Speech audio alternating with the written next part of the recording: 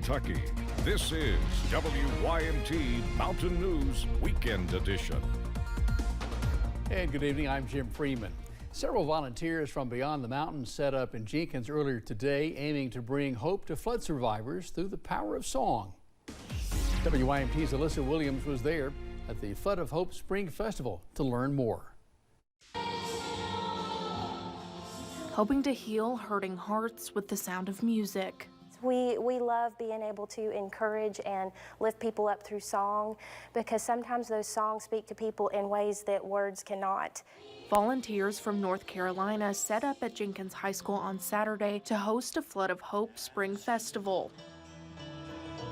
Today we just wanted to have kind of a community event with, gospel music, and we've got inflatables and hot dogs and chips, and we just wanted to kind of love on the community, so let them come out and have some fun. Festival organizer Josh D. Hart says he and other volunteers have been in the area numerous times since July, and through this event he hopes the community knows there are still people out there who want to help. It breaks your heart to know that people come in and it usually people stay for the first 90 days and then leave. And the support from government or other organizations kind of pulls out after 90 days. And so to come in and see that people are still struggling and that houses are still not livable, it breaks your heart. And so that's part of our goal, is to be able to say, hey, we're still here to help. We care about you, we love you, and we want you to know that we are still willing to help, and there are still people out there that are willing to help. Touching lives through their work and through their words. You see these people rolling in the mud with you and shoveling mud, and they're covered from mud from head to toe, bringing all these supplies in here. I'm talking about, a lot of expensive stuff they brought in. I don't know if I can actually find the words, but it's just been overwhelming, a very, very humbling experience. Flooding the community with hope of a brighter future. In Letcher County, Alyssa Williams, WYMT Mountain News. Thanks, Alyssa. Festival organizer Josh D. Hart says his work in the area is not finished. In the future, he hopes to bring in pastors to help counsel folks who are still struggling following the flood. Leaders in Fleming Neon in Letcher County are working to rebuild the town after it was damaged in the July flood.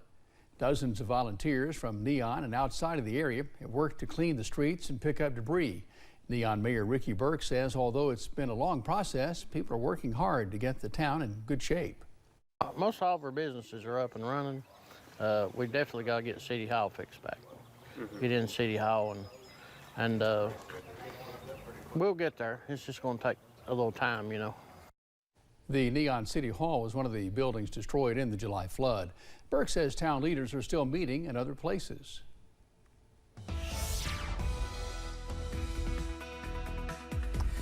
Well, the weather is mild as we go into your Saturday night. Temperatures right now still in the middle 60s for many people. Some people still sitting in the 70s at this hour. Here's a look at those temperatures right now. 68 in Jackson, 67 for Prestonsburg, 64 in Perry County and Hazard, and 64 also for Somerset and London at this hour as well. The good news, we are dry for now, but that is going to change as we go into your Sunday. Clouds continue to increase across the mountains, and look back to the west. A strong band of thunderstorms approaching places like Paducah at this hour in western Kentucky. A severe thunderstorm watch box in place now for western Kentucky. For us, this line will continue to weaken as it moves east, but we are looking at some rainfall as we go into your Sunday. Most of us are dry tonight, only a small chance of a stray shower, but we are watching out for some patchy fog overnight. Check this out. Visibility could be a little bit low as you wake up on Sunday, so be sure to use caution on the road if you have any plans late tonight,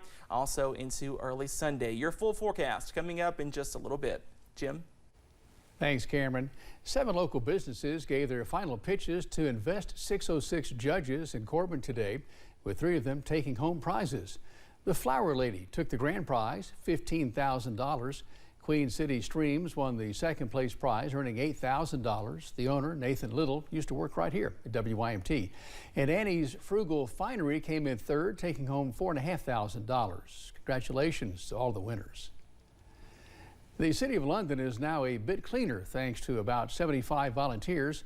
These are just a couple of the photos posted on the city's Facebook page for its cleanup day event this morning. The city holds the event every spring.